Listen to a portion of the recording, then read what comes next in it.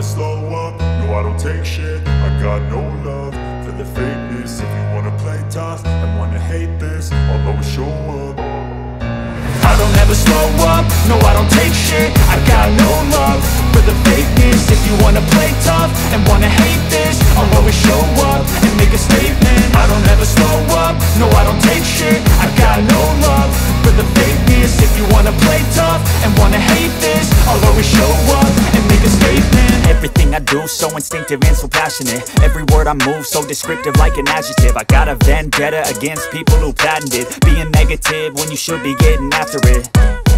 I got facts over tracks, this and that. Spitting slow, spitting fast. I could roast, I could gas. Think I'm okay at last, but I don't know if that can erase all the past. And the pettiness, a reflection of the emptiness. Hilarious, you think you're worth my time, you're delirious. Mysterious, because you hide behind a fake exterior. Inferior, you know I'll always be a bit superior. Get off of me, this ain't no humble brag. I want you to hear words, you can say them back. I want you to feel free from the chains at last, and to believe in what you got, it was built to last, yeah.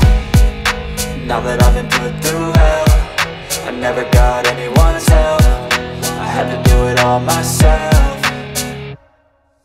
I don't ever slow up, no I don't take shit. I got no love for the fakeness. If you wanna play tough and wanna hate this, I'll always show up and make a statement. I don't ever slow up, no I don't take shit. I got no love for the fakeness. If you wanna play tough and wanna hate this, I'll always show up and make a statement. Gonna learn the consequence of being incompetent. Mental health is confidence, dreams and some honestness. I'm not here to save the day, that's for you to take away. I could play a million mind games, but instead I say something not illogical, something that is topical. Rub it on and watch it go, make yourself unstoppable. Dreams are irresponsible, but they're always possible. If you just believe, you could be so remarkable. Thoughts in my head, a collage. শুনতে পাচ্ছি বলছি। নমস্কার সবাইকে, সুন্দরবন থেকে আমি সুদীপ, আর আপনারা দেখছেন সুদীপ বারিক YouTube channel. তো সুন্দরবনের একটা নতুন ভিডিওতে আপনাদের সবাইকে সুস্বাগতম। তো এখন আমি যে জায়গায় দাঁড়িয়ে আছি, মইপিটের গ্রামের নামটা আমি বলছি না, কারণ এই জায়গায় বাঘের এতটা পরিমাণের বিচরণ, এতটা পরিমাণের হাঁটা চলা, যেটা মানুষজনকে পুরো একদম মানে ভয়ে ভয়ে রেখেছে। কি তার পাশে বাঘের পায়ের ছাপ, এমনকি এই সামনে বাইক নিয়ে গিয়েছিল রাস্তায়। তো রাস্তায় যখন রাত্রি 10টা 11টা 12টার দিকে রাস্তায় যাচ্ছে বাইক নিয়ে, তখন সেই বাইকের সামনে কিন্তু একটা বাঘ পড়েছিল। তখন কি করেছে, বাইক ফেলে দিয়ে কিন্তু 2-3 জন পালিয়ে গেছে।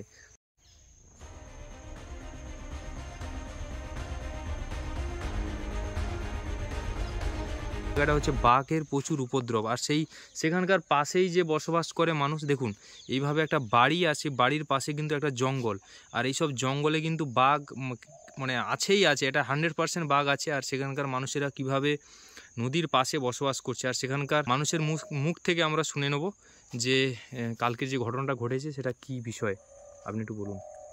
ওই তো সকালে ওরা গিয়েছিল প্রায় 7টা নাগাদ গিয়েছিল, যেতে ওখানে জঙ্গলে জাল, কাঁকড়ার জাল পাতা বা ফেলা হয়, সেইখানে ফেলতে গিয়েছিল, সেই জন্যে নিচে নামতে হয়। নিচে নামতে আর বাঘ আক্রমণ করে পিছন দিক দিয়ে এসে। আচ্ছা, সঙ্গে সঙ্গে সাইডে যে লোক ছিল তার বাঘটাকে একটু আঘাত করতে ছেড়ে দিয়ে চলে যায়, তাকে ডেড বডি ঘাটে নিয়ে আসে। নিয়ে আসতে আবার আমাদের এখানে স্থানীয় কোস্টাল থানা আছে, কোস্টাল থানা জানতে পারে, তারা এসে মানে পোস্টমর্টমে পাঠিয়ে দেয়। পোস্টমর্টমে পাঠিয়ে দিতে আবার রাত 11টা 11:30টার মধ্যে আবার মোমিনপুর থেকে পোস্টমর্টম হয়ে ঘুরে আসে। আচ্ছা, রাত্রের মধ্যে তাকে সদ্গতি। আর দাদা গিয়েছিল ওই জঙ্গলটাই আর কি, ওই সামনে জঙ্গল।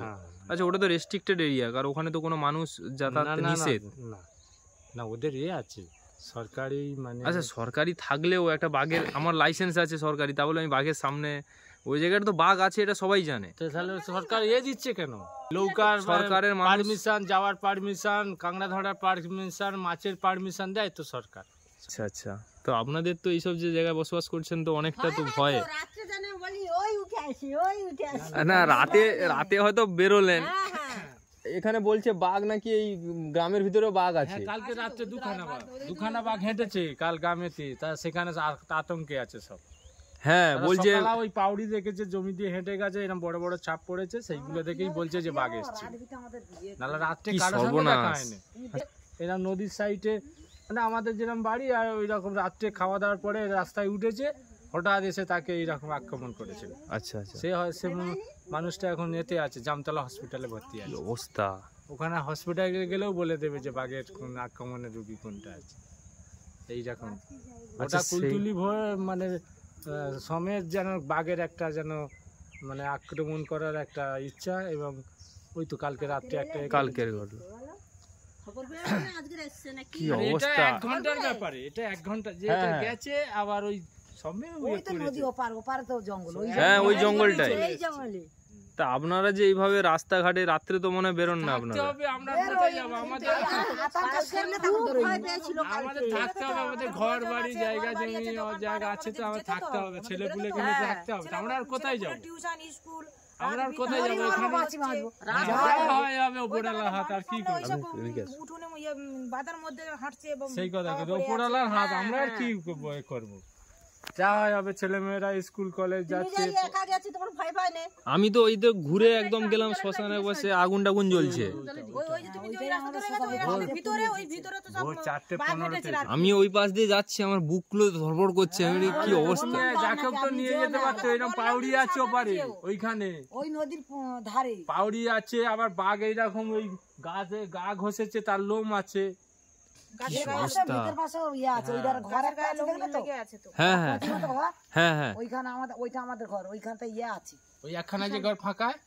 পাকার বাড়িটা যে পাকার বাড়ির এধারে একটা ফিশারি, বুঝতে পেরেছি।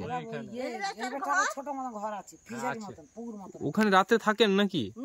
ছেলে বউ থাকতো, তো ছেলে বউ থাকতো সেখানে রাত্রে 2 বছর থাকতো। সর্বনাশ। তখন কোনো ছিল না, তখন অত ভয়টা কিছু, রাজমিল লোক যেত আসতো, কোনো ব্যাপার আসতো চলে যেত, কিন্তু এইবারে যা ছিল ওখানে 2 বছর কিছু ছিল না। না আমাদের এই জঙ্গলটা খুব ভালো, কিন্তু কথা হচ্ছে আমার বাইরের বাঘগুলোকে এই জঙ্গলে ছেড়ে দিয়ে গেছে না? আচ্ছা আচ্ছা, বাইরের বাঘ 4-5টা ছেড়ে দিয়েছে না, ছেড়ে দিলে তারা, হ্যাঁ এই কথাটা আমি শুনতে পাচ্ছি, বলছে বাইরের বাঘ আক্রমণ করছে। বাঘ নয়, এখানকার বাঘ নয়। আপনি ঠিক শুনেছেন, আর বাইরেরই বাঘ। তারা তো বলছে আমাদের ফরেস্টার থেকে বলছে, বলে আমাদের ভুল হয়েছে, ওই তারা ভুল স্বীকার করছে যে এরকম। দেখুন যে সুন্দরবনের মানুষেরা এতটা কষ্টে এখানে বসবাস করছে, না আছে একটা ভালো পাকার বাড়ি, যেটা ঝড় হলে কিন্তু আমফানের মতন যে মানে বড় বড় ঝড় হলে কিন্তু এসব বাড়ি কোনো থাকবে না, কিছু নেই, বাঁধ আর নদী তো কিছুই নেই, ডুবে যাবে। আনপানে ঘর ছেড়ে দিয়ে সব পালিয়ে গিয়েছিলাম ফ্ল্যাটে সেন্টারে। কি অবস্থা। হ্যাঁ, ফ্ল্যাট সেন্টারে পালিয়ে গিয়েছিলাম। সেই জায়গায় দাঁড়িয়ে বলছে ওই রকম দ্বীপে কিন্তু নতুন নতুন প্রজাতির বাঘ কিন্তু ছাড়া হচ্ছে, আর সেখান থেকে কিন্তু বাঘগুলো পেরিয়ে চলে আসছে, মানে ওই ঘেরার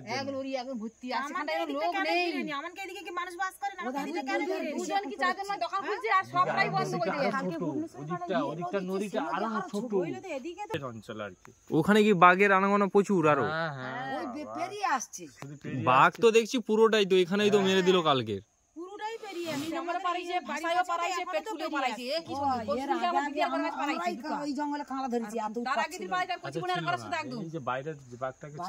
আর ওই মানে ওই যে লর্ড 118 ওর গায়ে কি সব জাল দিয়ে ঘেরা আছে সব?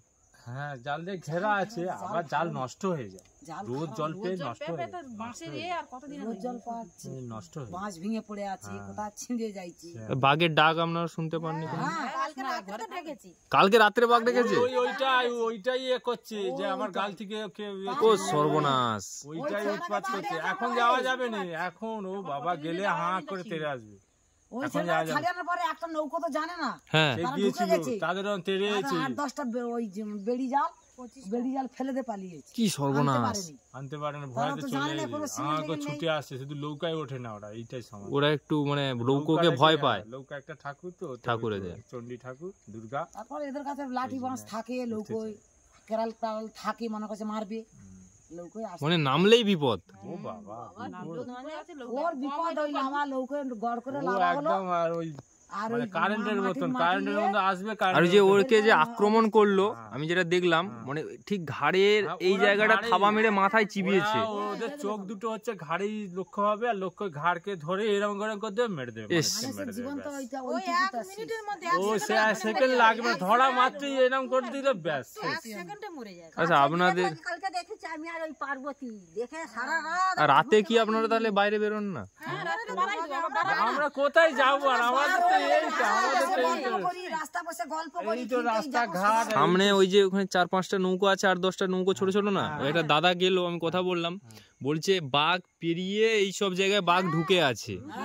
আছে তো, ওই দিকটা আছে, ওই দিকটা আছে। ওই তুমি হেঁটে গেলে বলে ওই দিকটা আছে, আছে, জঙ্গলটায় আছে। আছে তো ওগুলো কি এই আজকে সর্বনাশ। 15 দিনের মতো হয়ে গেল। হ্যাঁ, একটা বউ মরেছে, কাল 15 হবে। 15 সেই দিকে তার আগে মরে এক মাস মনে হয় আগে পারে, এক মাস আগে করে বলতে পেরিয়ে। গেলে আমার হাসপাতালে থাকি এক মাস হেট হেট করে বোমা টোমা ফাটিয়ে চলে আগে গেল। চলে গেল, বলে না না না ওপারে চলে গেছে, কিন্তু না, আবার তারপরের দিনে আবার দেখা যাচ্ছে যে নদী যদি আমি বোমা ফাটাই আর এই পাশে বাচ্চা আছে, তারা কোন পাশে যাবে? ভিতর পাশে উঠবে তো, ভিতর পাশে উঠবে তো।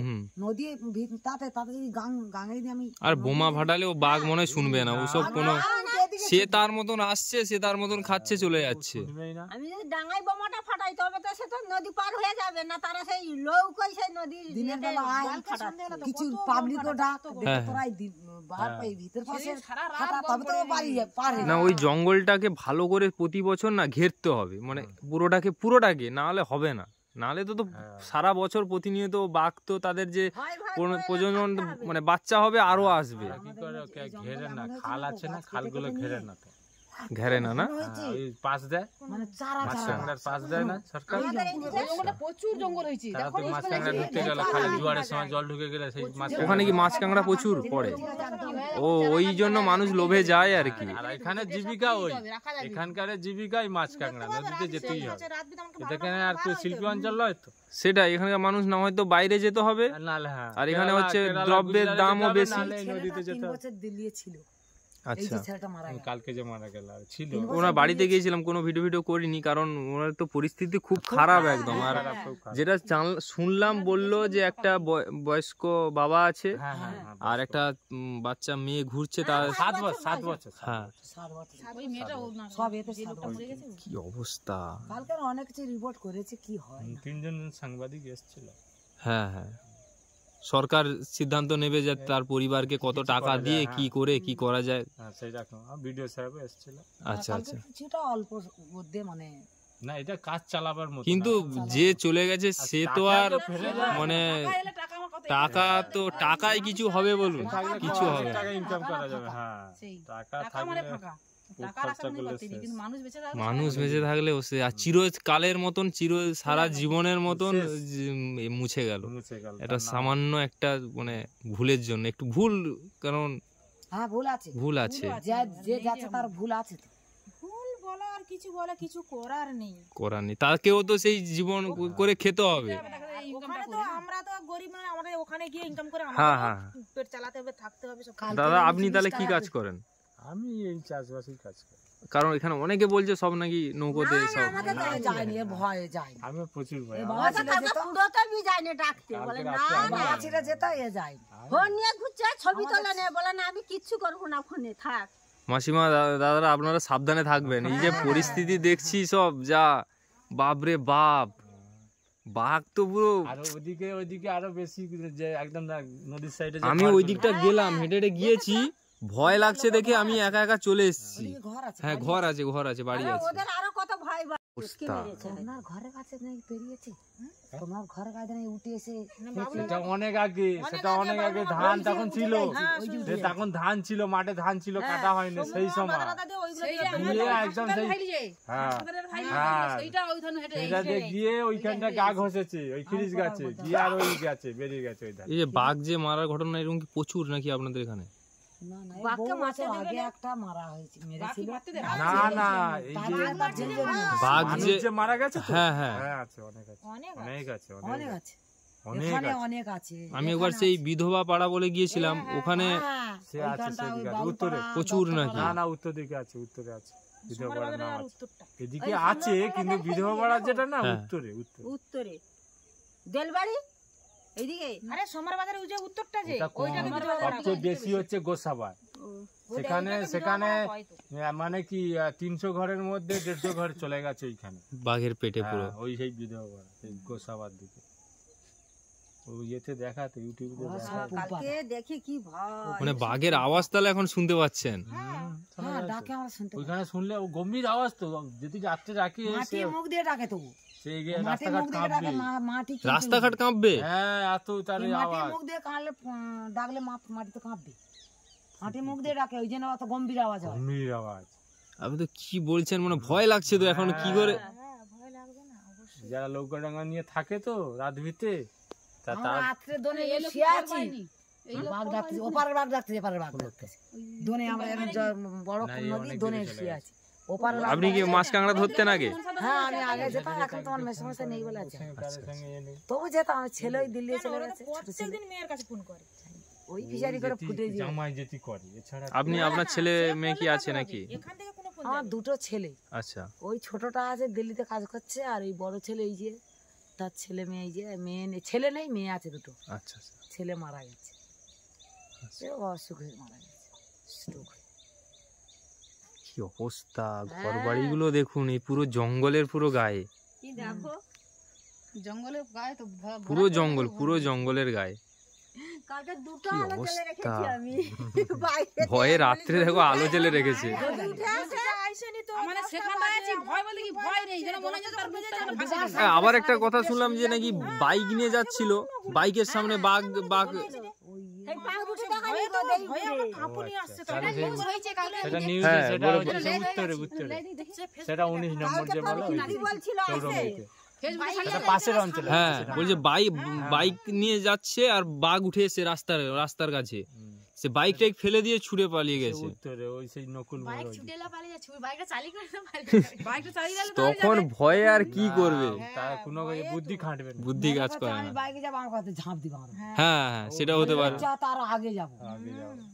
নেমে তার বাড়ি ঢুকে যাব। বাইক বেরে রাখতে পারবে না, কাকুলি পড়ে যাবে। ঘরে যাবে তাকে রেখে পিছন বাড়ি নু হ্যাঁ এই করছে ঘরে দৌড় করতেছে, তারপরে ছালা খাওয়া মাছে পিছনে এইখানে হ্যাঁ সেটা বলে দিছে ওখানটায় সকালে তো আমার ননদ ফোনে আসি দাদা আপনারা সাবধানে থাকবেন, ঠিক আছে, ভালো থাকবেন, সাবধানে থাকবেন। সাবধান বলতে আমাদের হ্যাঁ হ্যাঁ থাকতে হবে। বাসি বিনে হয়ে গেলে আর কিছু করার নেই। বাসি বিনে থেকে উঠে হ্যাঁ, আর এই এসে এই জালটা খুলে আর এইখানে দাঁড়িয়ে আছে, আর এই ছেলেটা পাশ কাটে চলে গেল সাইকেল নিয়ে। ওই যে কালকে ছেলেটা কালকে মারা আচ্ছা, আচ্ছা। কালকে সকালে আমার সঙ্গে কথা বলে 9:15 ওই মুখে আমি ছিলাম তো, ওই মুখে আমিও ছিলাম, আমার সঙ্গে কথা বলে গেল। 9:15 একটা বেড়াল নাকি এরকম উঠে আসবে এমন সময় হয়তো ওগুলো বেড়ালটা বলা আছে। যা তার যেখানে বউকে বলছে, বলে সব রেডি তো খাবারটা? আর বলে হ্যাঁ। বলে তুই আয় এইদিকে আয়। বলে কেন? বলে তুই বিড়ালটা খেদে দিয়ে আয় তো। সে বেড়ালটাকে খেদাচ্ছে, বেড়ালটা নাকি একদম নড়েনি, সে সাইকেল নিয়ে চলে যাচ্ছে, আর সেই বেড়ালটা কিছুটা পিছনে পিছনে যাচ্ছে ম্যাও ম্যাও করে। বলে এটা বাধা। ইঙ্গিত কিছু দিয়েছিল হয়তো, আমার নাকি সেখানে দুটো নাকি তো অনেকে এগুলো সেইদিকে বেড়ালগুলো মারাবি ঘিরেছে জানো। লাল কাপড়ও ফেলে দিয়েছে বিড়াল, তাও নাকি শুনিনি। অনেকে এগুলো মানে, কিন্তু এগুলো অনেকে মানে, অনেকে মানে না। একাধিক করে সব হ্যাঁ। ওটা বলছে আমি আর যখন বিপদ হবে না, সেটা ঠিক তখন আছে। কি করে বুঝবে যে কোনটা খারাপ সংকেত আর কোনটা ভালো সংকেত, কি করে বুঝবেন? সেই। আর মানুষের এখানকার যে মানুষরা সব তো পদে পদে পদে পদে সব বিপদ। আমাদের কোনোদিন এইসব জঙ্গলে লাগে নেবি। আচ্ছা একটা কথা আমি বলি বাবা, আমরা এই লাটের দেশে ঘর করেছি বলে খালি আমরা বলি আমাদের অদৃষ্ট, যার অদৃষ্ট যা আছে তাই হয়। হ্যাঁ, আর যারা কলকাতা বাস করে তারা কি বাগে পেটে যাচ্ছে? তাদের গাড়ি ঘোড়া সেই যেদিকে না, অনেকে ভাবে যে সুন্দরবনে ঘুরতে আসে, দেখতে আসে, সুন্দরবন মানুষেরা কত ভালো, কত কি, কিন্তু 6-7টা কাকা হুম, আর দুটো দাদা, একটা দাদাও এরকম চলে গেছে। 7টা কাকা, চিন্তা করে 7টা কাকা গেছে, 6-7টা দুটো দাদা কাকা। দাদাকে ধরেছিল দুটো দাদা, একটা দাদাকে আমার নিজের ভাইকে ধরেছিল, তারা কি নিয়ে করে ছাড়িয়ে বাধ্য নিয়েছে, এখন জঙ্গলে ভালো যাচ্ছে? আছে। কি অবস্থা। আমার নিজের মেজো ভাই আচ্ছা, এখনো সে ভালো আছে, সে এখন কাজকর্ম করে, খুব ভালো। আরে দিদির সেই কোন মেয়েকে আদা দেখা শ্বশুর, হতো না, আদা শ্বশুরের কাছে চোখে না খায়। আদা শ্বশুরকে তো চোখ খুলে নিয়ে চলে গেছিল, উনি তো অনেকদিন ঈশ্বর লাটুয়া, সে অনেক 15-20 বছর বেঁচে ছিল, এই চোখটাকে এরকম টেনে নিয়ে চলে গেছে। চোখ ছিলই না, নিয়ে চলে গেছে। চিকিৎসার পরে তবু এইটা যে জল দেখতে না পেলেও একটা চোখে দেখতে, তবু অনেকদিন বেঁচে ছিল। বাঘ থাবা মেরে নিয়ে চলে গেছে। চলে গেছে। সেটা কি 25 জনের মাঝখানে ও তো একজনকেই টার্গেট করেছে, কিন্তু ও 25 জনের মাঝখানে ও ছিল, পান্তা বাড়তেছে, 25 এর বড় জনের হাঁড়ির পান্তা মাঝখানে ছিল।